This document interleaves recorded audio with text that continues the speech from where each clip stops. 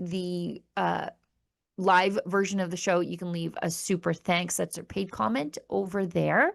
And let's, I guess, get right into it. We had scheduled 2 panelists. One is late or otherwise occupied with his time. He could come to us halfway through the show, but that's okay because Cory is enough for two panelists, really. This is Cory Morgan from the Western Standard who's joining us today. Cory, how's it going? Oh, really good. It's great times to be writing about politics, I'll say that. Oh, for sure. For sure. It's very interesting. Carney never ceases to give us material to critique. Today is no different. Let's get right into it. The state broadcaster, government comedy is as tasty as government cheese, as in it's not at all. 22 minutes. Were they ever funny? I don't really know. They're not for everybody. I'm not the comedy police. But they sure pick low-hanging fruit. So 22 minutes, that's the CBC's, I don't know, satirical news show, I guess. They attack Premier Smith over legislating striking teachers back to work. Let's watch this clip. Last week, Alberta Premier Danielle Smith used the notwithstanding clause to force 51,000 striking teachers back to work. On top of that, they'll each have to write, "I will not exercise my freedoms," on a chalkboard 100 times. The teachers wanted smaller class sizes, and at first, it seemed like the Premier was open to compromise. The leadership needs to understand that there's, what's the phrase, more than one way to peel a potato. Is there, though? Pretty sure it's just peeler. But take it easy on Danielle. It's hard to learn these things when your home ec class has 80 kids in it. Smith's comment twice baked the public outrage, causing people to drop off loose spuds in protest. Dang! Is that the Alberta legislature or a vigil for Mr. Potato Head? She's just lucky they didn't stick around to fertilize them. All right. Again, I say I'm not the comedy police, but I'm pretty sure that laugh track ain't real. Like, there's no possible way. Where would they be without one? I mean, boy, it was tough to get a chuckle out of that. I'll be a little fair, you know. In the 90s, they weren't half bad now and then. They get the odd good shots, but they're unwatchable now. Yeah. Oh, I see that our second panelist has joined us. Our second panelist is Stockwell Day. He is the former leader of the official opposition and a Stephen Harper cabinet minister, and we're really lucky that he was able to make the show today. So let's bring Stockwell Day on. Stockwell, you might not have a lot to say because I don't think you just saw the clip, but we were talking about 22 minutes taking a swipe at Premier Danielle Smith for legislating teachers back to work. They said, the teachers were protesting for smaller class sizes. Comedy is, I guess, in the eye of the beholder, but I'm looking real hard and I didn't see anything even remotely funny there. And I think that's the case for 22 minutes for a very long time. Oh, you're muted, Stockwell. The show is so live. It's so live. Okay, live. All right, there we go. I saw most of the clip. It's sort of standard 22 minutes, and it's fine. Comedy is comedy. Comedy that comes from 22 minutes or anything to do with mainstream media, of course, is always poisoned heavily to the left. You never see, this kind of vicious attack on people on the left or on liberals. So the fact of the matter is, Premier has done very well on the education front, and I think what's got to happen, and I've been proposing this for a while, way back when working with the Ralph Klein government, and previous to that with the Don Getty government, and previous to that, believe it or not, with Premier Lougheed. The government of the day was very responsive in terms of saying, we are truly about diversity, so we want to have choice in education. And the government made Alberta a leader in terms of true choice, true diversity in legislation, in education, so parents could have choice. Some of those choices are funded. The present ATA, so I'm not swooping all teachers into this, but the present Right. ATA is viciously against true choice. They are viciously against diversity. They are saying there can only be one channel for a student ever to be successful, one laneway, and that's to come through with the ATA Good Housekeeping seal of approval stamped on their forehead. And, it's fine. We should always be trying to improve public education. But I'm saying to parents, I've been saying to people in the business community, if you want students graduating who are thoroughly convinced that cultural Marxism is the way to go, then keep your kids in the public system. If you want students coming out who understand the importance of innovation, entrepreneurship, perseverance, hard work, true respect for others, freedom of speech, and all the things that really will make for a strong economy, then there needs to be clearly defined other pathways for people to get, whether it's that diploma or whatever it may be. It's time we really had true choice in education. Premier Smith understands that. And to show you, I'll just close out with this thought, to show you how narrow-minded the union is at the ATA, they're actually, as you know, going around the province saying that alternate choice or charter schools, et cetera, should be shut down. There should be no funding for them. And if you want to use New York City, which has been in the news quite a bit, but over the last 2 decades, when they started bringing out choice in education, especially for very low income, poor families with single parents, whose kids were drowning, getting buried and disappearing in a public system that had cratered, when they moved their kids to the charter schools, which focus on things like learning, they see a marked increase in improvement in skills and in likelihood of success in the job market. And that's in a place like New York City. So I say shame on the ATA for not being inclusive, for being opposed to diversity. Yeah, I mean, sorry, go ahead, Lise. Yeah. Well, and shame on this CBC for pulling off this attempt at comedy. I wouldn't object, except for I'm paying for it. You know what I mean? I don't want to pay for this painfully unfunny garbage that they're spewing. But I don't recall 22 minutes taking on the Premier of Quebec for wielding the notwithstanding clause in any of the dozens or hundreds of times that they did that. And you're right, Stockwell. Only the notwithstanding clause was the most powerful tool Danielle Smith had to rein in the ATA. This is an enormously rich, enormously powerful organization that has trampled over parental rights and parental choice in education, and she was absolutely justified in using it, because how else do you stop these teacher unions other than using the legislation that's at hand? You know what, and just on Stockwell's point there, the Fraser Institute does some really great research on the Alberta school system here, and we have the most diverse school system, which is odd because the left is always like, diversity is our strength, except when the diversity allows people to choose non-unionized education for their children, then they're like, oh, no, burn it at the stake. But the people who choose charter schools, private schools, alternate education, homeschooling, the people who do that, it's not the rich in Alberta. In fact, it's people below the median income who are choosing these schools because they can. There's no socioeconomic barrier to accessing these schools. It's simply availability, because the waits to get into some of these schools, because people are fleeing the public school system, they can be years sometimes. And that's really the shame, is that we're not approving these alternative schools fast enough.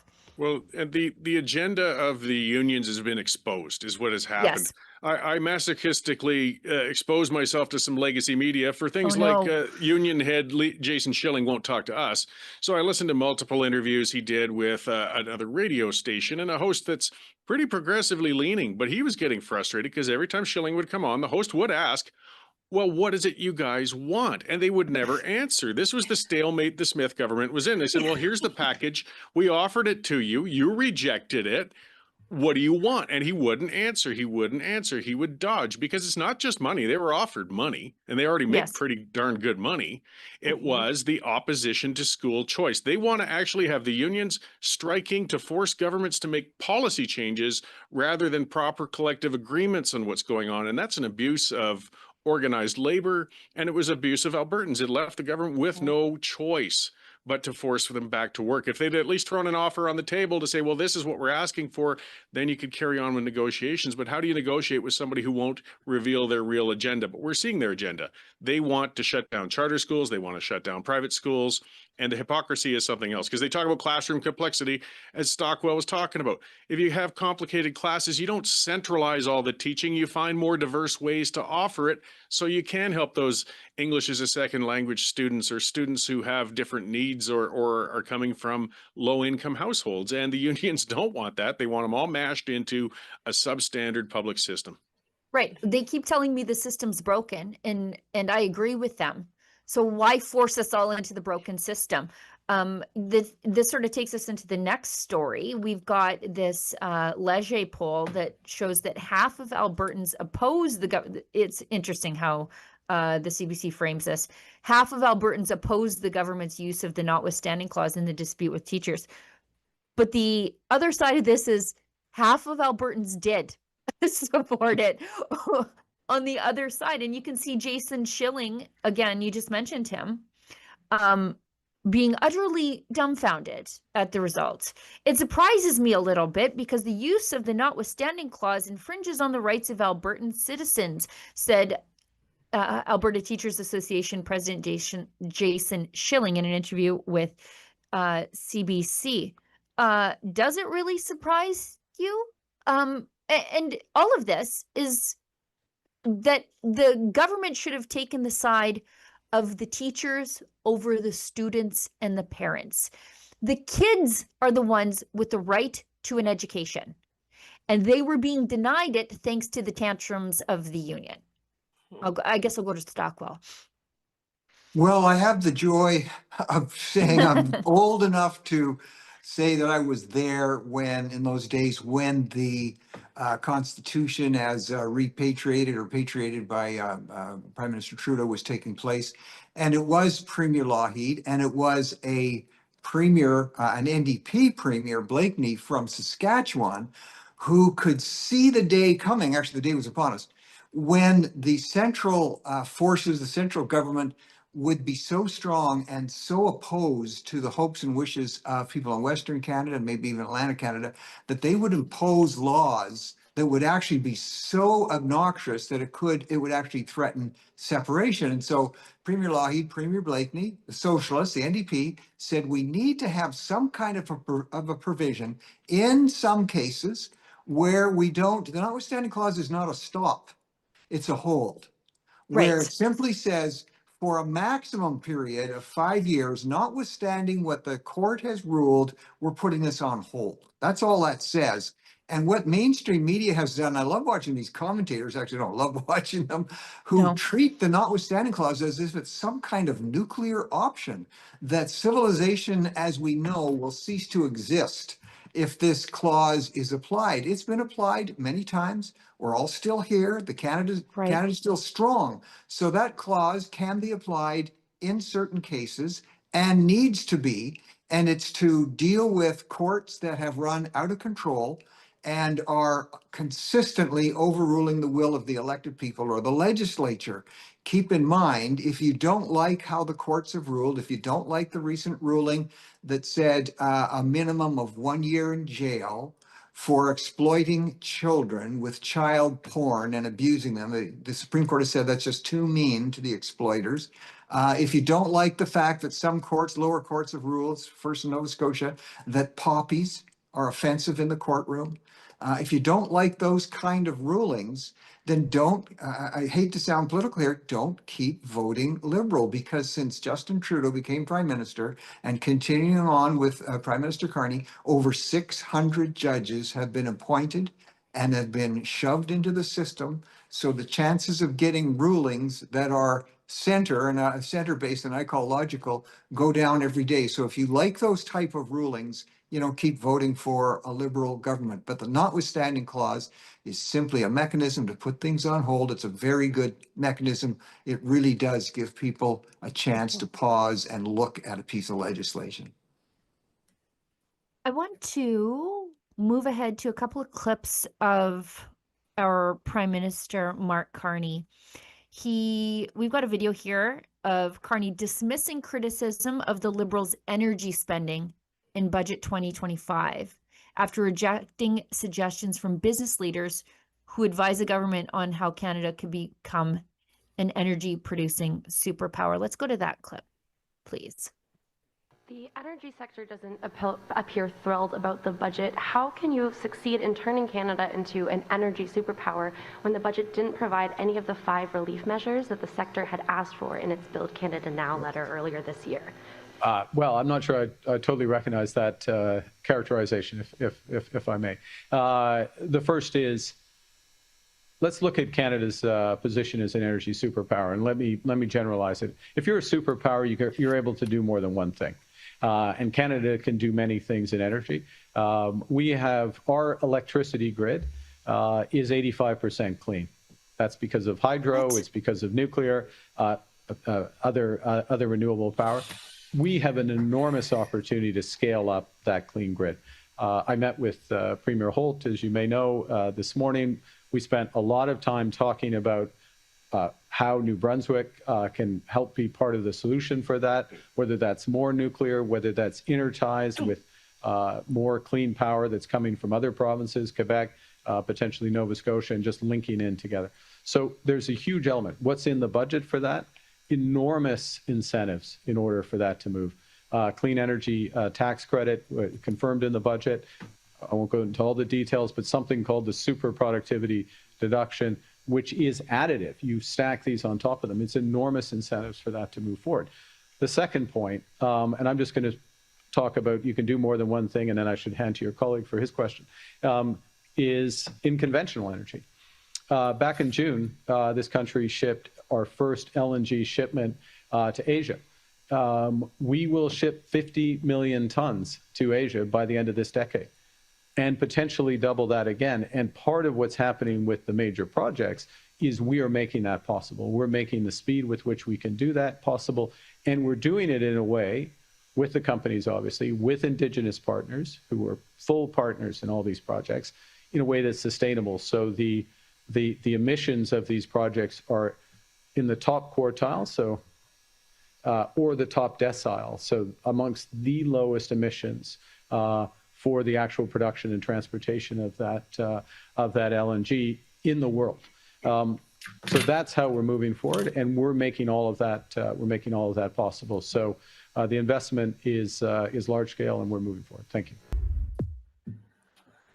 I'll go to Cory first on this. Well, he just outright dodged it. The real question, and it keeps coming out, is oil. Can we ship our oil? Right. And it's going to be impossible to ship that oil if you don't get rid of C-69 and you don't get rid of the tanker ban. I mean, at the very least. As well, I mean, you got that investment chill of the emissions cap that they say they might remove as long as you take on a whole bunch of other things that are going to mess with your industry and make it non-viable. So he's got a big announcement coming tomorrow in Prince Rupert. It sounds like it's going to be an expansion of LNG. Hey, that's good. I want to see more of it, but we need to move the oil, and he won't answer the question. The reality is it's because he's not going to move it. That hasn't changed. That's right. And the ball now is in Premier Smith's court because she drew a lot of lines in the sand, and Grey Cup is approaching. So it's going to be interesting to see. I mean, she's been talking optimistically like there's a big announcement coming too. So maybe they're keeping something in the bag, but I can't see anything happening if they don't get rid of those pieces of legislation that choke off all private investment or ability to get an oil pipeline to the coast. Stockwell. Yeah, 100% right. Right at the start of the Prime Minister's comment, I wrote something down. I've never quite heard this before, this phrase, but he was asked, the reporter quite rightly said, well, you said this.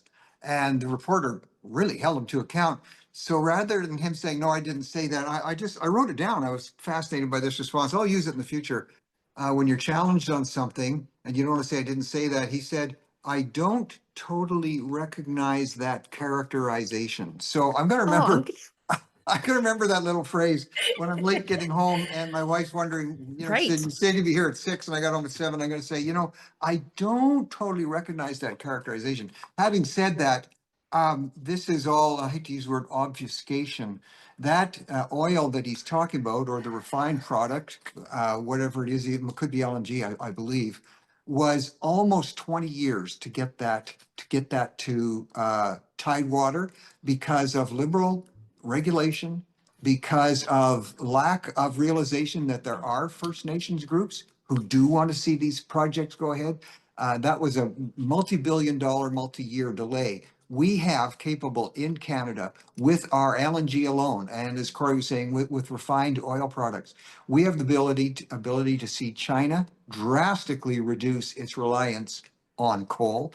We have the ability to see India drastically reduce, and a lot of viewers may not realize this, their reliance on cow dung, I say that again, cow dung, as a source of energy and as a source of heating, which is incredibly unhealthy, plus hard on the environment. We could be helping in that regard. We could be helping European countries break the stranglehold that Putin has on Europe by being the main source of energy sales, selling his oil, his LNG. So here we've got European countries funding Putin to slaughter Ukrainians. And if we would clear up our regulatory process and get beyond the extreme left in the Liberal Party, who's saying all of this natural gas should be shut in, we could really see significant reductions in emissions around the world, booming economies in Canada, wonderful opportunities for First Nations groups, and I work with a number of these who get 51% of the projects. So everything the Prime Minister said is denying the fact that he and his government are slowing down and trying to eliminate the production of clean fossil fuels that would lower emissions around the world and make Canada a prosperous place. Lise, I know that every time Mark Carney says nuclear, you hear Brookfield. This is so he talks about enormous incentives that are going to come out of his plan for energy, and the truth is he's not going to invest in ONG when they're already so heavily invested in nuclear and hydro. So Brookfield Renewable Partners has significant presence in North America, mainly out in Maine, in Tennessee, in Quebec. Brookfield operates through its subsidiary, Evolugen, and has agreements with Hydro-Quebec to purchase power. They're also involved in Pennsylvania, Tennessee, and globally in Brazil and Europe. And here's what it comes down to. They have no reason to invest in our Western oil and gas when all of the incentives point back to Brookfield. When Mark Carney opens his mouth, all you have to do is Google the last word he said plus the word Brookfield, and you will see Westinghouse. Yeah. the conflicts of interest. He talks about nuclear without divulging that Brookfield and Cameco bought Westinghouse Nuclear. Saskatchewan just signed an $80 billion deal with the Americans via Brookfield. I mean, that this is happening, that Mark Carney is lining the pockets of his friends with North American energy projects should be something that we should all be looking very, very closely at. Because of course we want our product to go to Asia. Of course we want our product to go to Europe, but it's not gonna, because Brookfield has no way to profiteer off of it. What was it? I'm not remembering that characterization. Is that what he said? I do not recognize that characterization. Right. Next time I'm scolded for bringing home yet another pair of cowboy boots, I'm going to say I'm not recognizing this characterization. And there's one thing in all of this that I think is being missed. The Office of Major Projects, which was created back in June, I believe, when Don Farrell was appointed the head of it. It has a $20 million budget.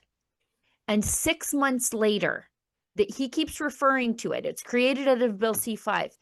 We know through a response to an order paper question, there's only one staff working in that office.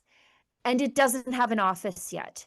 So they're saying that this C5 is making things happen at warp speed.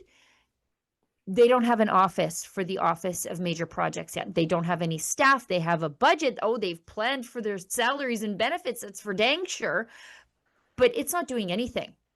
If you scroll through this, you can see they haven't found a permanent office space in Calgary, of all places, where like 30% of the commercial office space sits empty thanks to the capital flight in the oil patch. There's only one person that's been hired to work there. It's the assistant to the CEO, Don Farrell, and a $20 million budget. So nothing's happening there. Nothing is happening there. Nothing will happen there, at least in the very near future. And he keeps talking about it like it actually exists. And I think that's being missed in a lot of the conversations. I wish the other journalists would pay closer attention to the claims that he makes. But, you know, that's the mainstream media. And that's why Cory and I have job security for as long as we want it. We actually have an office. Yeah, you guys have an office. I mean, at least I work under the stairs, but I guess, I mean, it's a fixed office space for me too. I'm already doing better than Don Farrell. I think we should hit an ad break because I know we have to say adios to our panelists. I know Cory has to go prep for his own show, and I know that we only had Stockwell Day for 30 minutes. So thank you so much, gentlemen, for coming on the show and sharing your comments and your expertise with us. Cory, where do people find your work? westernstandard.news, and of course everywhere throughout YouTube and all those socials. Just Google Western Standard. Yes, thank you so much. And Stockwell Day, now's your chance to plug that podcast of yours. Oh, it's so good. Well, in Cory's shadow, I will say I can be found. First of all, people just go to stockwellday.com. There's all the information that you need there. But if you go to Spotify and YouTube and look at Stockwell Day-to-Day News, you'll find it. I'm also on X, but X suppresses that link because they don't like people leaving their site and going over. Just if I can do one quick word Please. on Prime Minister Carney's Buy Canada. It sounds like, a great notion. It stirs up the nationalists. It's funny, he's concerned about people being called Canadian nationalists, but he's driving us to Canadian nationalism in a bad way.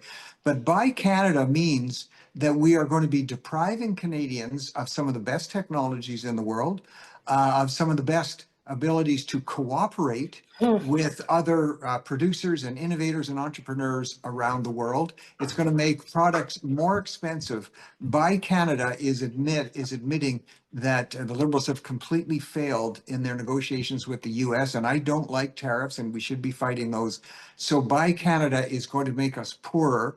It's going to make us deprived of some of the top technologies in the world. And I'm pleading with Prime Minister Carney, please drop that policy, go back to what we do, which is Canadians can meet and be the best with anybody in the world. Buy Canada is going to be very harmful. Thanks for your good show. Thanks for having me on. Thanks, gentlemen. Let's hit an ad break. We'll be back on the other side.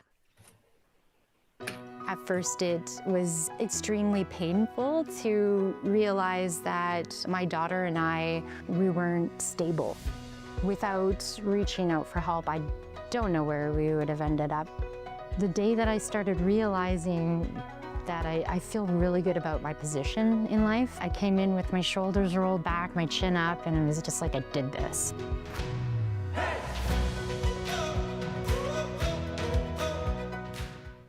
You like the hat? Me too. Same strong message about making Canada great again, but in a really cool color, black and gold. There's other colors available, and it's an all-Canadian site. So if you want to signal your tribe or trigger a Liberal, go to mcgahats.ca today. Gun bans make great distractions. Trudeau may be gone, but Carney has picked up his same rhetoric. We will quickly, and I mean quickly, reinvigorate the buyback of Hunters, collectors, competitors, and defenders of tradition are still being targeted, while criminals run wild under Liberal policy. But we are fighting back. Join us, Canada's National Firearms Association, in defense of freedom. All right, we're back on the other side. Those two are a real delight to speak to. It's just sad that we only have them for a half an hour. But let's talk to some of the other talk about some of the other things on the list. Yeah. Let's go to the Ted Morton article. It says Albertans are tired of being resented while funding the rest of Canada. That's a Ted Morton op-ed in the National Post. And he writes that the federal government must approve a pipeline to the West Coast. Now, for those of you who don't know who Ted Morton is, he's a former Alberta cabinet minister. He was our Minister of Finance, so a big deal. Minister of Sustainable Resource Development. And also, I think he was the Minister of Energy.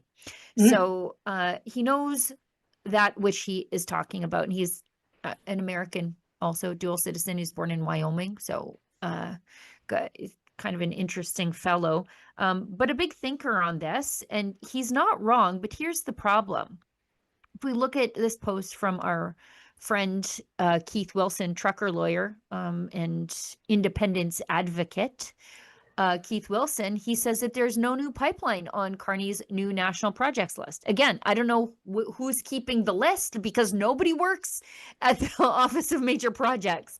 So the new list of projects in the national interest on Thursday is the Sisson Mine for critical minerals in New Brunswick, the Crawford Nickel Mine in Ontario, a liquefied natural gas project in British Columbia, which is great, a Iqaluit hydro project, but there just isn't a pipeline on the list.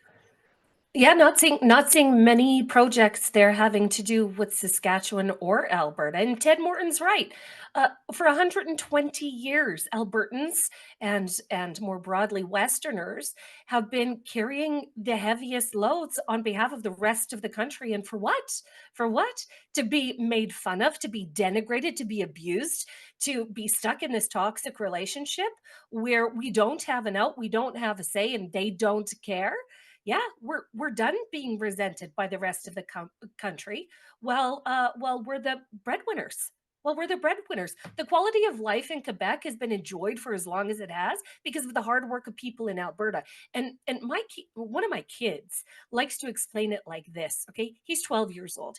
He says, dads in Quebec get to work 2.5 hours less than my dad. Okay. Right. My dad has to go into work for an hour in the morning and an hour and a half in the evening, more than the Quebec dads. And he goes, is that fair? Is that fair that I get my dad 2.5 hours less per day?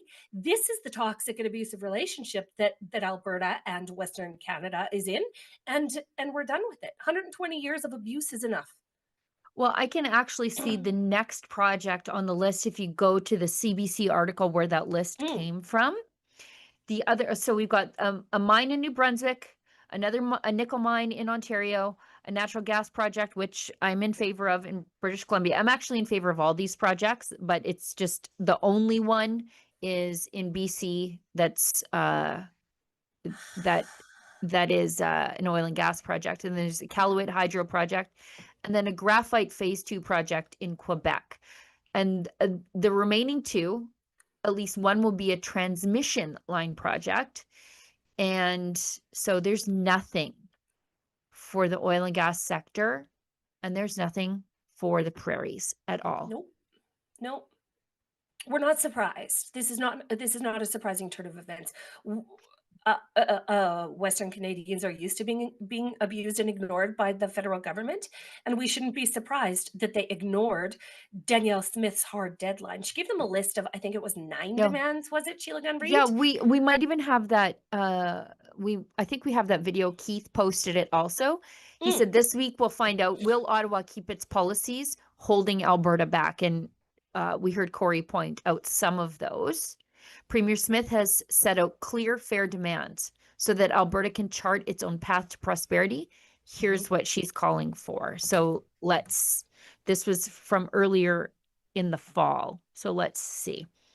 I will soon appoint a special negotiating team to represent our province in negotiations with the federal government on the following reforms requested by our province. We hope this will result in a binding agreement that Albertans can have confidence in. Call it an Alberta Accord, if you will. First, Alberta requires guaranteed corridor and port access to tidewater off the Pacific, Arctic, and Atlantic coasts for the international export of Alberta oil, gas, critical minerals, and other resources in amounts supported by the free market rather than by the dictates and whims of Ottawa. Right. Every province in the country, other than Alberta and Saskatchewan, have coastal port access, and no province needs it more given the size and value of our resources. This will benefit all Canadians to the tune of trillions of dollars of economic activity, including billions for First Nations partners. Second, the federal government must end all federal interference in the development of provincial resources by repealing the No New Pipelines Law, C-69, the oil tanker ban, the net zero electricity regulations, the oil and gas emissions cap, the net zero vehicle mandate, and any federal law or regulation that purports to regulate industrial carbon emissions, plastics, or the commercial free speech of energy companies.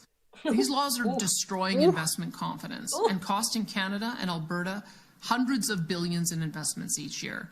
They need to go. Third, the federal government must refrain from imposing export taxes or restrictions on the export of Alberta resources without the consent of the government of Alberta. Frankly, all provinces should be given that same respect for their resources. And fourth, the federal government must provide to Alberta the same per capita federal transfers and equalization as is received by the other three largest provinces, Quebec, Ontario, and British Columbia. We have no issue with Alberta continuing to subsidize smaller provinces with their needs, but there is no excuse for such large and powerful economies like Ontario, Quebec, BC, or Alberta to be subsidizing one another. That was never the intent of equalization, and it needs to end. If these points can be agreed to by the federal government, I am convinced it will not only make Alberta and Canada an infinitely stronger and more prosperous country, but will eliminate the doubts a growing number of Albertans feel about the future of Alberta in Canada. So they have 4 days left to do all of those things. 4 days they have, because we're on a countdown to the Grey Cup. Go Saskatchewan Roughriders!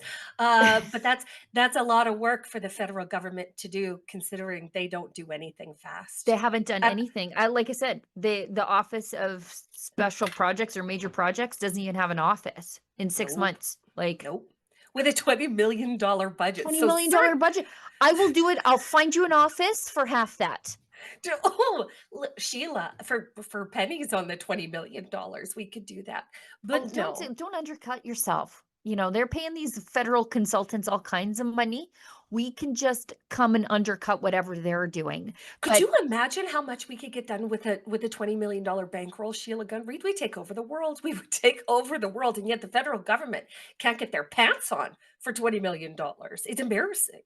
$20 million in 6 months, and they couldn't find an office space in Calgary. Calgary, of all places. I want to point out, I'm so glad she's fighting back against the muzzling of the oil companies about their commercial free speech. A lot of you might not know about this, but the federal government changed the Competition Act to prevent oil and gas companies from what they described as greenwashing. What normal people would say is saying positive things about the successes of the oil and gas sector, like saying and I think it's even greater now, but the fact that the oil sands were able to reduce emissions by 30%, you're not allowed to talk about that. You're not allowed to talk about the great things that they have done through Indigenous partnerships. If the companies do this, they could be found in breach of Canada's competition laws. It's like the false advertising laws. It's crazy. The oil and gas sector is not allowed to talk about its successes in Canada, while the federal government declares EV mandates. On one hand, they are making Western Canada's oil and gas sector really self-censor to a point that, if they said anything, they're in violation of the law, while also propagating the we'll say disinformation that Canadians are somehow asking for EVs, that we're demanding. Nobody I know is out there demanding that the government make them buy EVs. No, Right. no, They're federal out there. We government. know they're there. We don't want them. God, who We would? don't want them. Unreliable and unaffordable? No thanks. We have these gas and diesel burning vehicles that we're more than okay with, that work great in our climate. Nobody has any complaints. And yet this is what our federal government has done to our major economic driver in the West. They vilified us. They vilified And you us. can't even defend yourself. Not They're allowed. having a witch trial for the oil and gas sector. And if you say, no, I didn't do it, they're going to dunk you in the river. Like, and if you drowned, well, I guess you weren't a witch. Like, this is what's happening. I liked her third point too. And her third point is absolutely being ignored by the federal government. And we'll go to a clip of Mark Carney actively ignoring it. Her third point was that the federal government needs to quit meddling in the resource sector. And imposing policies that would hinder our resource development. And Mark Carney says that the Liberals will impose the industrial carbon tax on provinces that are failing to meet the federal threshold. And that is outside the federal government's purview. And this is exactly what Premier Smith is talking about. And instead of saying, oh, dang, we're going to square off against Smith and she's going to kick our butts through the federal court, as she always does, they're doubling down. And I think it's going to have the same result for the federal government in court.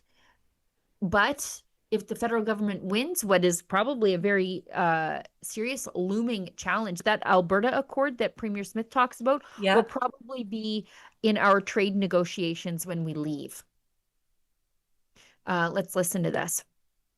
First to hear. All right. What's your government's plan for imposing the federal backstop on jurisdictions whose industrial carbon price does not meet the benchmark? So thank you for the question. So what we said in the budget, what we are going to do is we are going to tighten the federal backstop, the rules around the federal backstop, which is industrial carbon price for others, and particularly so that the gap that sometimes exists between provincial level pricing and that backstop closes, and we'll also lengthen the horizon for the backstop. So there'll be more coming on that.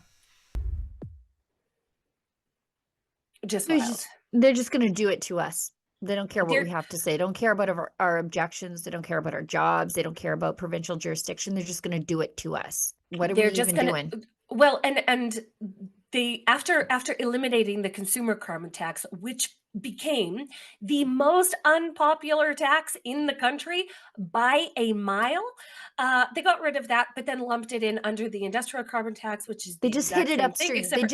They just hit it upstream so we couldn't see it as a line item in our electricity bill. That's exactly right. And after fighting the federal government, Saskatchewan's been fighting or fought the federal government on the consumer carbon tax from 2018 until it was repealed in 2024. And now we have this whole new thing to challenge them on, because of course this is another overreach by the federal government. They can't make up for the dollars that they lost getting rid of the consumer carbon tax without putting in a more powerful, more expensive industrial carbon tax. Canada, this is the federal government that's bent on hosing you for living in the place that we do. Canadians can't live without heat. We can't live without fuel.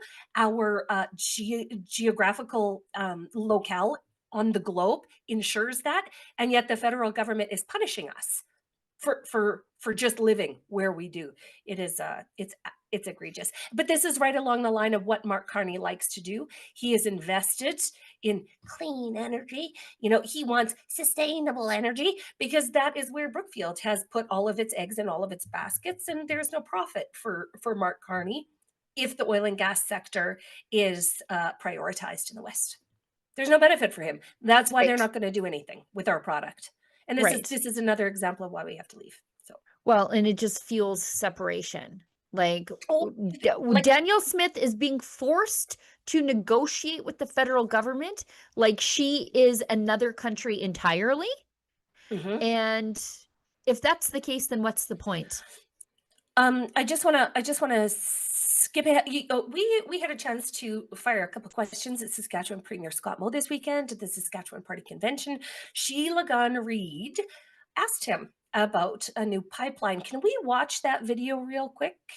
Yeah, I think we talked about it on Monday, but it is important because I asked him, like, hey, you saw the budget, it's a mess. And I pointed out a few other things that are a reason to believe that we'll never see a pipeline. And he gave me a very political answer, which I was not satisfied with, but I wasn't allowed to follow up. And I felt like he was wasting my time by drawing out the response a little bit. Anyways, let's watch. Talked about Prime Minister Carney being a different boss in charge, but after seeing that budget and seeing that there's still that zombie industrial carbon tax in there, and knowing that the Office of Major Projects has one staff and no office, are you even remotely confident that we will get a pipeline built with Carney in the Prime Minister's office? I am hopeful at this point that we not only would be able to get a pipeline built, but a number of other pieces of infrastructure as well. You quite rightfully have operationally, pointed out that there's going to have to be some more resources put into that space. Bill C5 is a stopgap to legislate through what is essentially an unworkable regulatory environment. And so there is going to have to be some resources if that is going to have any success in any way, in particular when it comes to a significant project like a pipeline. I commend Premier Smith for stepping forward and being the proponent in the early days for that project. If there are a couple other to quote Premier Smith, bad laws that are removed, I think you'll see the private sector move into that space sooner rather than later. But if we truly want to become, and I'll use the Prime Minister Carney's words, an energy superpower and have the strongest economy in the G7 nation, it means we have to open up, and I'll say this because I say this to him, we need to open up runway and opportunities for all of our industries, which include the oil and gas industry, to not only maintain their current production, but to expand that production. If we are truly going to be serious about being that economic superpower and balancing our federal budget, all industries are going to need that opportunity to move forward. And we should be proud of that as Canadians, as I always say, because, if you're concerned about the sustainability of how we produce things, ours is the best in the world. And so the world should buy more of it, and we should make more available. So I do have concerns operationally. Just back to the budget in particular on the industrial carbon tax. And I did see those statements that they're going to continue to move forward with an industrial carbon tax. This is a conversation where I won't speak for Alberta, but I'll speak for Saskatchewan, where we have been working with not only Prime Minister Carney, but a number of his ministers to see if it is possible for us to chart a path forward that is going to work for the industries that are investing and provide certainty, the desperately needed certainty in our province, and see if we can come to an agreement on what will work in that space. I'm not entirely convinced we will, but we are going to try.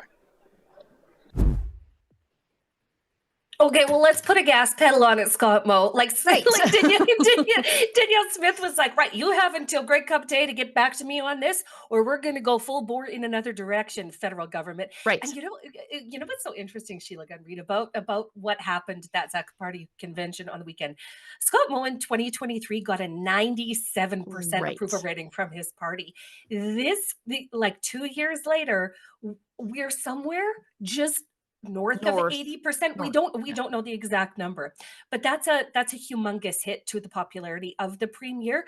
And I'm gonna venture a guess as to why. Okay, because every time Scott Moe fought the Trudeau government on the carbon tax, you would see an immediate spike in his approval ratings. I mean, the people of Saskatchewan love our provincial government fighting with the feds. Same. I feel like Danielle Smith gets younger and her hair gets bouncier every time she fights with Mark Carney. Honest to God, Scott Moe, I want to see those humongous big mitts just swing it at the federal government. Hope is not going to feed families in Saskatchewan. Hope is not going to help Saskatchewan industries do better and get access to markets that we actually don't have. Scott Moe, I want you swinging at these guys. When you're talking to their federal ministers, I want you threatening them. I want you threatening them like Danielle Smith threatens them. And Right. we'll see how this goes. But as it stands, the federal government looped us into an industrial carbon tax after letting us out of the consumer carbon tax, and the fight begins again. Right. Right. Like, yeah, I don't know. I think Danielle Smith takes the prospect of the destruction of Confederation a little bit more seriously than Scott Moe does, I think. Because she's always like warning the feds, like, if you don't want Alberta to leave, and I'm not sure they want us to stay, but if they don't want us to leave, then they have to start, I was going to say giving concessions, but no, trading us with respect in Confederation. We don't want concessions. Right. We want you to get out of our way and allow us to do the things that other provinces are allowed to do. Or this country will be torn apart, and it will be not our fault. I don't think Scott Moe leans into that reality of dealing with the feds at all. Like, she's telling them they're going to go, and there's nothing I can do to stop them, and I'm not going to stop them unless you do something. Well, it's real interesting, though. The way Albertans and the way Saskies deal with the question of separation is very, very different. Yeah. Alberta is on the ball. They are first, they are first out the gate. They are large, and they are in charge, and they are going to make their series of demands. And Alberta doesn't give a singular crap, okay, about what anybody else does to them. They're going to do. Saskatchewan is much more chill, much more polite. We take our, it's so funny, we tiptoe around these issues. Right. Make no mistake, Saskatchewan waters run deep, and underneath is a raging current against the federal government that Scott Moe would be real good to tap, he'd be smart to tap into at this time. Right. Yeah. And I'm not saying he has to become a separatist, No. but he does have to not stand in the way of he what. can use that. You sure? Use it as a cudgel. I don't care. Yes, that's what he should do. Yeah. Yes. In any case, Scott Moe was hopeful that the new boss is going to be different from the old boss, and he's not going to be. He's going to be worse. Mark Carney is arguably worse than Trudeau. Yeah. You know what? Honestly, he might have been the only hopeful person in the room then about Mark Carney. For sure. Yeah. Yeah. Now, while I was at the Saskatchewan Party Convention, I just kept comparing it to the feisty UCP conventions that I'm used to. And, a lot of it has to do, and again, you just pointed it out, it's this sort of difference in mentality. We're more braggadocious and bombastic and feisty, openly feisty. You people percolate a little on things. Now, and that's not to say that you're less conservative or less independence-minded than us. We're just all like, here's the flag, here's the t-shirt, here's our website, here's our rally. And you guys are more plotting around a dinner table. Yes. And I got that vibe from the convention too. Like, if you go to a UCP convention, there's lots of open debates and strange new ideas and trying to put them into policy motions, and a series of hospitality suites instead of just the one. And of course, our event is 4 times bigger here in Alberta, and our United Conservative Party annual general convention is at the end of the month, and the proposals are already out. That was another thing. It was like, how do I find out what's happening at the Saskatchewan Party? The agenda was so vague. I was like, wow, okay, this gives us no details whatsoever. They didn't give us a heads up about what were important to Saskies. It was it was interesting. You are going to read the policy proposals for the UCP AGM like old people used to read the Sears catalog approaching Christmas. You know what I mean? You're just going to be like, circle that one. Okay. I'll bring it screaming back to Saskatchewan. Look what Alberta did. Yes. Okay, so I want to tell you that I don't want to say that the people of Cardston Tabor, it used to be Cardston Tabor Warner, have been listening to my ranting on the live stream, but if you did and you adopted this policy proposal, thank Sorry, it's Tabor Warner. Used to be, I think, Cardston Tabor Warner, but they changed it. Um, Alberta, an Alberta constituency brought forward a policy resolution to put coal back on Alberta's grid. Yes, brothers. Yes, brothers. As a new country, we're going to need all of the coal from Saskatchewan and Alberta. This is fantastic. Why wouldn't Alberta? 800 years of the cleanest burning coal on the planet. We're just like, nah, we'll have a brownout. It's okay. No, this is a great idea. Incredible. Well done. Yeah. Tabor, Cardston. Tabor, Cardston. Grant Hunter is the MLA there. I like Grant very much. If you're listening, Grant, you have a great constituency association, honestly, because this is what they say in their proposal. The resolution put forward by Tabor Warner claims that this is claims, okay, this is CTV. No, not claims. It is Canadian mined coal is clean, and that the phase out just meant it's being shipped overseas rather than used at home. Yes. And quote, it was a mistake to cut clean coal as it is the most affordable form of energy. It is. Yep. Another policy area is healthcare, with party members looking to cut off temporary residents from publicly funded healthcare and stopping late-term abortions except when medically necessary.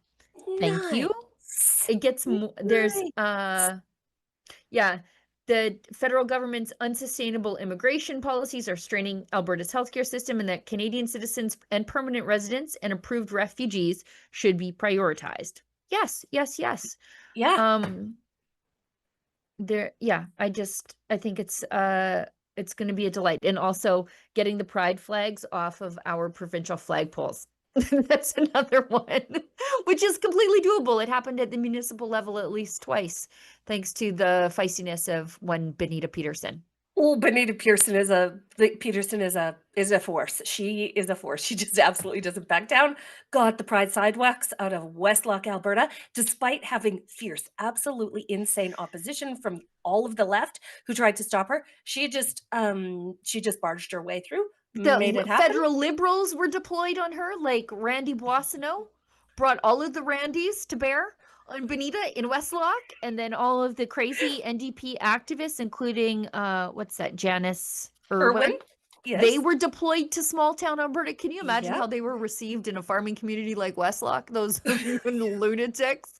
Anyways, good for Benita, and I imagine Benita's behind this proposal too, if not adjacent.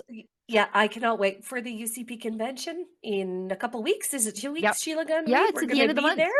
We're going to be there. We're going to cover the whole thing, just like we did the Sask Party convention. And you're going to get your battery recharged while you're there, Lise, for sure. Because even when I was at the Sask Party convention, I was like, where are the activists? Where's the National Firearms Association guys? Like, where's the Black Hats?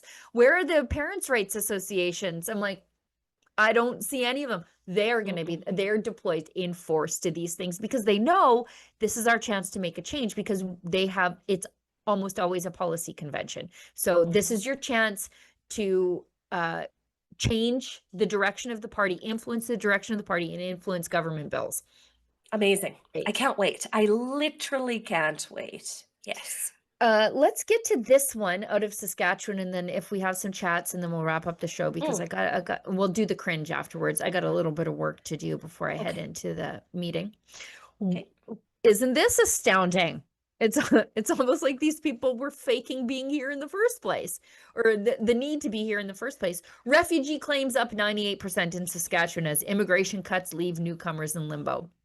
Saskatchewan saw the steepest drop in permanent residents, but expected to get about 1,000 more spots for 2026. So the people who were going to be deported because they are not they were, like foreign workers, foreign students. improperly or over their visas got or here. for whatever reason. Yeah. They got here, and now they're doing the old switcheroo. They're like, oh, actually, remember that time I told you that I had all the money to come from the world's largest democracy of India, to come into Canada and to train as a truck driver? Actually, sorry, I'm a refugee for some reason. Don't send me back. Asylum.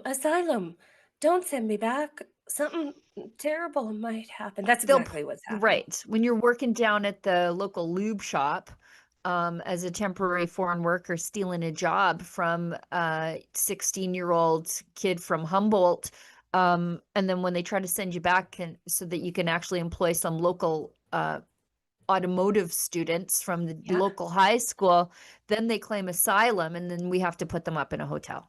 Like, it's just outstanding.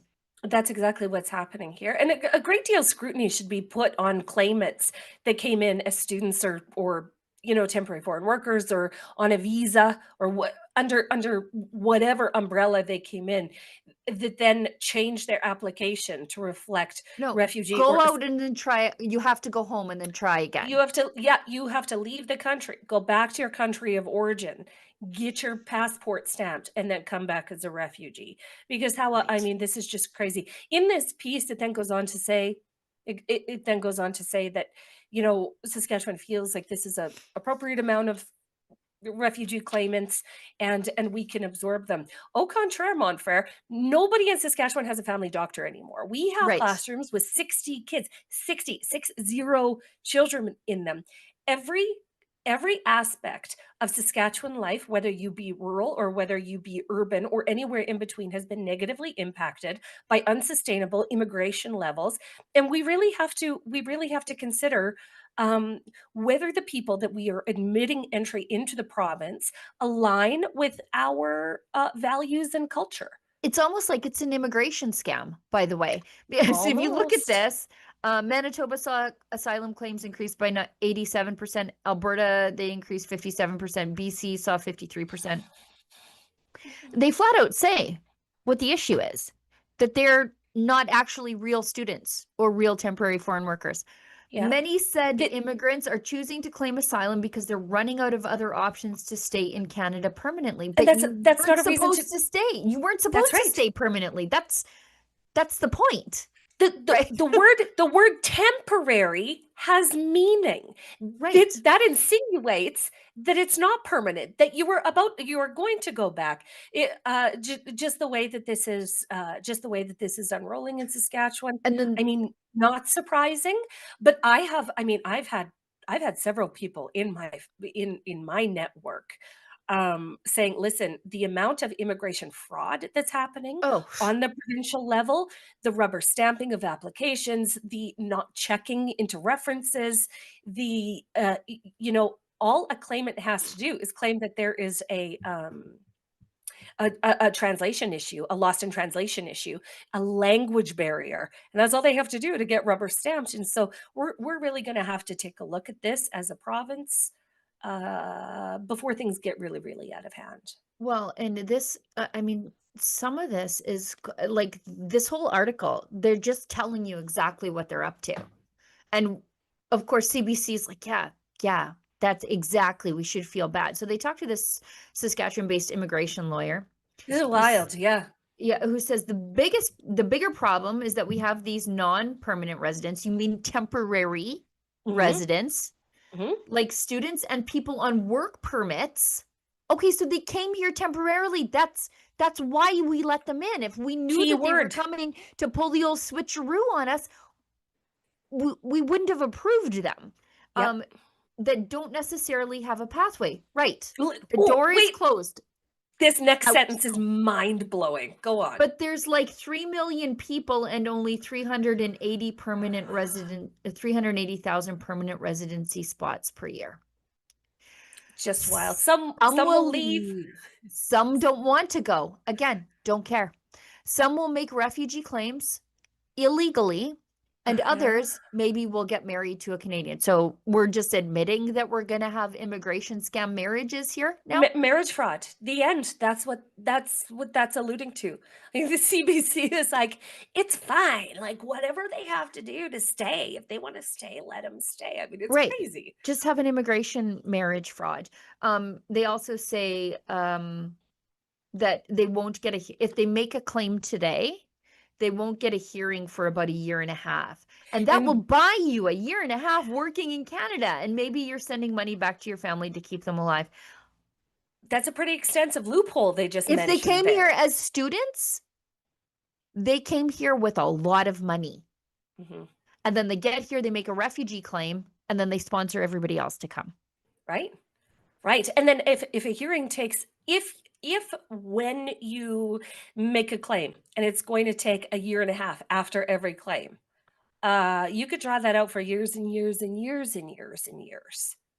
What if your claim changes? You know, if you apply under one set of criteria, find out you don't qualify, so you reapply under another set of criteria, that just kicks the can down the road another year and a half. The loopholes here are crazy. Oh, look at That Saskatchewan gives you a year and a overachieving, though. half to find a Canadian bride. True story.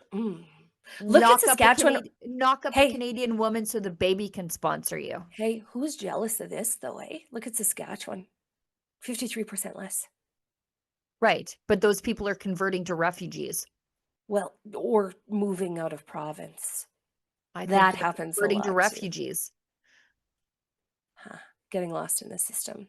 They're Well, just see- like, oh, I guess I'm not a temporary resident. I'm a refugee now. Yeah. I'm home. Yeah. We just moments ago, I see in the chat, our Sid Fizzard was at a Polyev press conference in Calgary and asked about, remember that it was maybe over a year ago, it was a military report where they said once Canadians figure out how bad it is, there's going to be civil unrest. Oh, that was like an RCMP report, wasn't it? Yeah. Right. So Yep. Sid asked Polyev about that, saying like, hey, are we here yet? Are we here yet? So I thought it was a really good question, specifically post-budget, right? Like the budget that is worse than when the RCMP made that report. Yep. How close are we to like civil unrest? Let's watch that and then we'll do the cringes. Hi there, Sydney Fizzard with Rebel News. Last year it was reported RCMP published a secret report suggesting Canadians may revolt once we realize how broke we are. This year, under Prime Minister Carney, we're approaching a $100 billion deficit. How close are Canadians to a breaking point? Well, many are already broken. That's not the only report. The Liberal government, there was a leaked report that came out through Black Locks. Got very little media coverage, but it said basically liberal policies had us on track so that Canadians will have to forage and hunt for food because they can't afford groceries. Like Then this they is take in our Canada. guns. This is the talk that you would expect in an impoverished, overpriced third world economy. But that is the trajectory that the Liberals have us on. And this costly credit card budget of Mark Hardy will make that even worse. Canadians can't afford life. They are absolutely desperate. Go into our streets and talk to people. Ask them about their lives. Their lives are falling apart because they cannot afford this costly government. And it is leading to major breakdown. Go onto the street not far from here. There's an encampment where people who've lost hope and have been broken are now addicted to fentanyl and are dying face first on the pavement on our streets. These are the real issues. This is why I'm in politics, to fight to give back the promise of our country that every single Canadian, whether they're a waitress, a welder, or a businessman, can have a good plate of food every single night, live in a nice house on a safe street. That's why we're in this business. That was a great answer and a really good question. Good job, Sid. Yeah. Amazing question. Way to go, Sid. Yeah, and actually really sad answer too. To acknowledge that Canadians are desperate, to acknowledge that we're going to have to go, hunt wildlife, choke a pond swan, to feed our families. That's a pretty Well, sad and that's the state of thing. You joke affairs. about choking them, but what are we going to do? They're going to take away our guns. Snare. Get real good at snares, Canada. I'm out there snaring squirrels in the backyard to stay alive because a slingshot, maybe. They banned beef production because it's too greenhouse gas intensive, and they took away your guns for foraging. So they're culling the chickens, right? Because of you can't afford chicken because of all the culls. Anyway, oh, Canada. Good question, Sid. Time. Proud of you, buddy.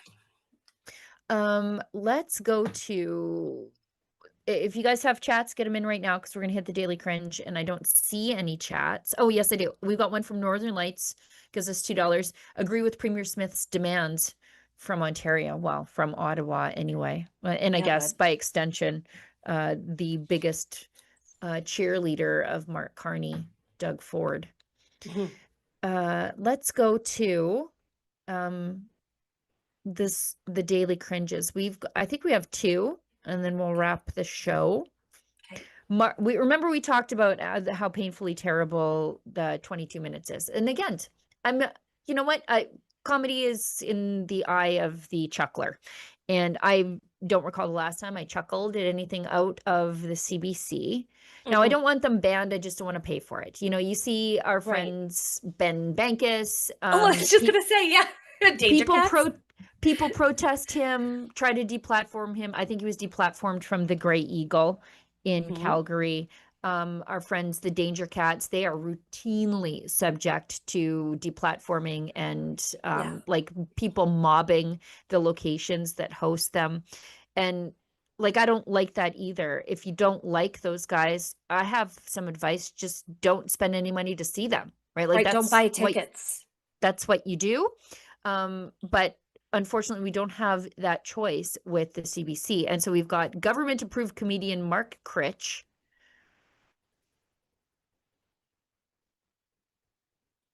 Oh, where'd she go? Oh, is she frozen? Oh no, Sheila Gunn Reid froze at the end of the program. I have no idea what's going to happen here. Oh, I'm back. Oh, there you go. Thank God. Thank God. I'm back. I don't know what happened, but Zoom just was like, no, Sheila, we've had enough of you. But I'm back. We've got government-approved comedian Mark Critch interviewing Finance Minister Champagne, who pitches the savings within the Liberals' budget, which includes, of course, a $78 billion deficit. So those words mean different things, and I don't think anybody knows that, but let's watch. The finance minister just debuted the first budget of his career and the first budget of the Carney government. Francois-Philippe Champagne joins me now for a segment I'd like to call A Beer with Champagne. Minister, thanks for being here. I love that. We start with savings. We go from champagne to beer. That's the way it should be. So this is a champagne budget, but in this economy, maybe it's more of a sparkling wine budget or a boxed wine or even a Labatt Blue budget. 406 pages. So is this all Chat GPT, Chat MP? Listen, I wish, but it was much more. If you came in my office, believe it or not, the decision binders are taller than me. Traditionally, the finance minister will get a new pair of shoes just before the budget.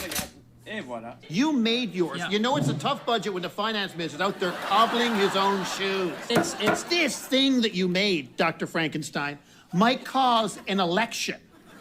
That would be terrible. Have you met anyone in the street who wants an election? Let's Nobody. Go. I'll put my shoes. We go. No. Are you game? There are great things in here for a lot of families, like you're keeping the Canada Strong Pass, right? Yeah, this is great. Which gives you families cheaper access to trains, to parks, and to museums, which is good because it's taking so long to build the houses. People are going to have to sleep there. That's a good one. I didn't think. Maybe we should rewrite the budget. Let me see if we can amend it together. Yeah. Do you have a pen? Your mentor was the great Jean Chrétien. Yes. You're also representing the From Shawinigan, right? Was he an inspiration for this budget? Because you really kind of got the country by the throat there. Well, listen, I know a bit about the Shawinigan handshake, so you behave. But I would tell you, no, but it's called savings. I really need to correct you. Maybe Not costs, it's savings. Savings. It's saving. Its efficiency is artificial intelligence. You know AI? AI, oh yeah. Yeah. I know a lot of people know EI after this. but AI. Yeah. Coming up with a budget when Mr. Trump is in the White House, kind of like putting wallpaper up while your house is on fire. Have you met Mr. Trump yet? I did. He must have loved you. Have you met him? Francois Champagne, Frankie Bubbles, I call him. Melania loves the booze his family makes. Quite frankly, we drink a lot at Mar-a-Lago. The Qataris spent $440 million to give him an airplane. Now he likes it. South Koreans gave him a golden crown. Now he likes it. $78.3 billion deficit. Tack on another billion, put it in an envelope, leave it on the Oval Office table. That's going to be transformative. Yeah. Want to make some money? Well, listen, I'm going to... Sell copies of these, right? They're twice as long as a Stephen King novel and 3 times as scary. You'll make $1 million. That's a good one, actually. This is on me, but... to pay for this bill, I'd like to borrow from you to get the money, and I'll get my kids to pay it back 20 years from now. I think after so many years, we need to send a strong message to people. We're changing the course. You know, you come from Newfoundland, it's like on a boat. Now we have a clear destination as a nation, and I hope this serves that. And if we can inspire also the young generation, I think we have been doing something great for the country. We'll be okay. Hey, listen. Cheers. Cheers. Cheers, my friend. On me. All right. All right. I can't afford that. We're supposed to be saving. Let's go again. It's on Frankie. Okay, but that whole thing was on us. Like, Right. whether The entire thing. whether Critch expenses that through the CBC or Champagne expenses that through his ministerial budget, we're footing the bill. Now, I got to give credit where it was due. Besides the anti-Americanism, which is just low-hanging fruit, again, it's just like, could you try something edgy? Making fun of Trump from the state broadcaster, like, real dangerous, you guys. But he did push back a little bit, saying that it was a scary budget and that, you know, like, it's okay, I'll borrow from my kids to pay for this. Right. Which That was was, the one I good was like, point. you know what? Okay. I didn't laugh, but I was like, oh, yeah. At least you understand who's paying for this at the end of the day. Well, they act like it, Sheila Gunn Reid, but You're they're right. not gonna They don't ask for care. less. Yeah, they're Right. not gonna ask for less money at the CBC. They're Right. not gonna say, no, we understand that Canada is in a precarious economic position right now. You know, we're only gonna spend $1 billion instead of $2 billion on the CBC. Like they're not they're Right. not volunteering to give any They're money asking back. for more money. They're actually asking for more money, and they're getting more money. So it is quite something to see a CBC comedian pressing a government minister on overspending while he works at a network that is entirely funded by the Canadian taxpayer, and it is currently jangling around for more. Yeah, I gave that 9 out of 10 cringes. That Okay, was 9 yeah. out of 10 cringes. I wonder how many takes that took. Oh, the fake laughing, the whatever. Oh, slamming the beer just took 1. Listen, I can say with 100% certainty that that guy is a He can slam a beer. Yeah. expert beer slammer. That doesn't happen by accident. Newbies can't just go and do that. But I would fill those shoes full of that beer so quick and leave that table that Frankie Bubbles wouldn't know what left the room. We've got one more chat and then we'll go to the second cringe. Now, remember when I was like pointing out to you over the weekend, I was like, Kenny and Spenny were at the ostrich farm and they seemed moderately sympathetic towards the ostriches at the time. Yeah. In that video where Drea, like you could see Drea in the background of his video. And he was like, something about like, government or something at the end. And I was like, okay, well, he didn't go all in because, you know, like he's their con, as they say, and you know, you have to stay in your fancy circles. You can't be too offensive to the liberal narrative. But I'll read this chat because then they took the horror and trauma of the people at the ostrich farm and then made light of it. And again, the same might be said for Ben Bankus or to the Danger Cats or whatever, but it was like, you were there. Like they were there to see like how people didn't care for it. So anyways, just keep it in mind. If Kenny and Spenny come through your town, do send them a message with your dollars. But anyways, Jody Peterson, 4017 gives us $10 and says, I agree with 19 out of 20 of Danielle Smith's policies. I do not agree with her stance on independence. She needs to take a more positive stance on this issue. Luck. She is a federalist. I think the best case, she's not going to lead the independence movement. She's just not. So people have to get that out of their minds. She's going to do everything and most people who are independence minded see her as the best person to fight for Albertans in the meantime. Sure. Right? Like who else would you want to do it? She seems pretty good at it, pretty feisty about it. And the independence movement has to be led by the people. It's not a political party thing. That's why I think the Republicans did so poorly in that by-election in Olds, because people are not less sovereigntist or geared towards independence. They just think that doing this with a political vehicle just isn't the way to do it. It needs to appeal to people across political parties. And I think that it does. Best you can hope for with Danielle Smith is exactly what she's doing, lowering the bar for citizen-led referendum and getting out of the way. And not talking down, and also not talking down to the people. This is exactly it. Danielle Smith has never once denigrated people that are considering Alberta sovereignty. She's never said, these backwoods hillbillies Radicals, that loons, whatever. Never, ever. As a matter of fact, I think that in her way, what she said is the people of Alberta are smart enough to decide for themselves. Yeah, we will choose. And she's just sort of, stayed in her lane. And I appreciate that. And she doesn't minimize, I think is the right word, minimize the movement. Because I saw some of that. She's acknowledged it. She's acknowledged that it is powerful, it is organized, and it's moving. And she's telling the feds, this is a problem and you are creating it, or you are at least making it worse. Yes. And she's trying to tell them. Now, I've seen other politicians on the right, Jason Kenney, treat the movement like it's a bunch of fringe radicals. And it's not. It's really not. It's everybody everywhere. Yeah. Yep. I think she's the best you can hope for from a politician. Do not put your faith in princes, as they say. Okay, yeah, but 19 out of 20 support points, Jody. That's not bad. And thanks so much for your comment. Yeah, for sure. I mean, for sure. I don't want her to lead any movement of independence. It's for us to lead. It's for the people. By us, I mean the people of Alberta, and it's their movement. It's not owned by a politician. Now, here's the video of Kenny and Spenny mocking what happened to the ostriches and their supporters. And again, I don't want them censored. I don't want them canceled. None of that. But these were guys who were there, who saw and saw the trauma of the people there and turned it into a joke. It's a fucking ostrich farm. We don't shoot them, we chop their heads off.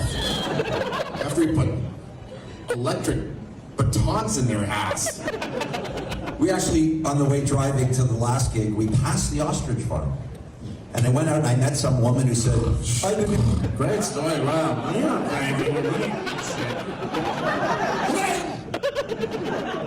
Some lady walked up to me, I've been here for 5 months trying to save the ostrich. 10 months. 10 months. Yeah. And I go, when did you have the nervous breakdown, lady? Like, Jesus Christ. Yeah, it's like, how do you collect your unemployment checks if you're over 10 fucking months?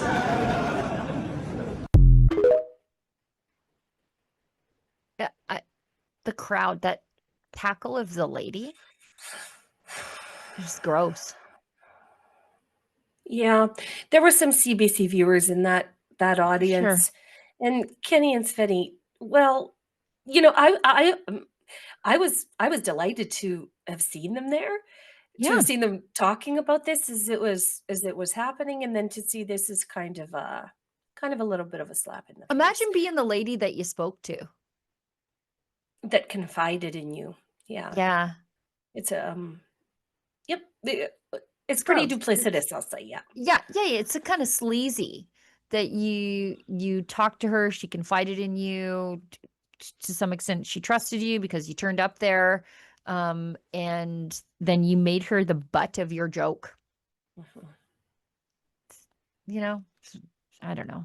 It feels punching down. There are jerks everywhere, Sheila Gunn Reid. Don't punch down. Just don't punch down. I don't know. I think that's it. Let's wrap the show. I need to be in a meeting 90 seconds ago. Lise, thanks so much for coming on this show.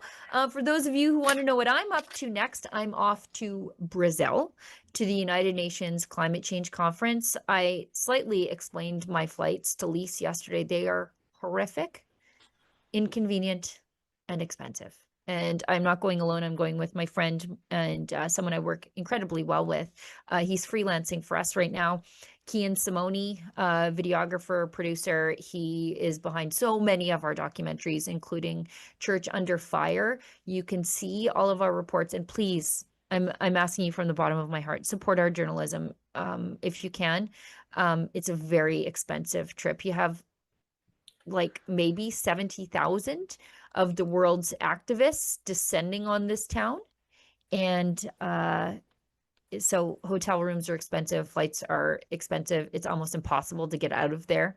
I was reading about $100 snacks. $100 snacks yesterday at Belém. They ran out of fresh water, so people are paying an extraordinary amount. So listen, after the show today, again, I'm going to throw some money in the pot for Sheila, Gunn, Reid to go to Brazil to entertain and regale us with tales of just overspending, elite craziness, I can't even and climate tell you overload. how many naps I'm going to have to take in strange airports. Like my layovers are stupid, but I was just like, oh, I need to keep the costs as low as I possibly can. And I'll bear this burden because we're crowdfunded, and I just want to tell the story. And there's so many stories to tell. You know, you see people writing about it, but I want to show you their fiberglass trees. I want to show you the highway they built through the rainforest The to lecture me hypocrisy. about Yes. the car that I drive on my highway. Like, so anyways, it's rebelun.com. Please support our journey. We do it only because you help us, so we appreciate you so much. Thanks to everybody who worked behind the scenes today, and those of you who chatted with us, threw some money in, thank you so much. And those of you who share and engage with our work, it's invaluable to us. It really does help us. Thanks so much, Lise. I'll talk to you later today, I'm sure. Well, I'll see the rest of you next Tuesday. Yes, and as we always say here on Rebel News, if you find us offensive, maybe don't find us at all. Do you agree with me? It is time to make Canada great again. And that is why we at Rebel News have teamed up with MCGA Hats to introduce, well, the fashion sensation of 2025. Oh, and by the way, these beautiful hats, they are made in Canada. We don't rely on cheap imports coming over from China. So what are you waiting for, folks? Show your pride. This is the perfect thing for a patriot to wear, or maybe there's a patriot in your life that you would like to gift such a hat. Please go to mcgahats.ca. That's mcgahats.ca. Don't be shy about it. Wear this cap. Let everybody know you want to make Canada great again.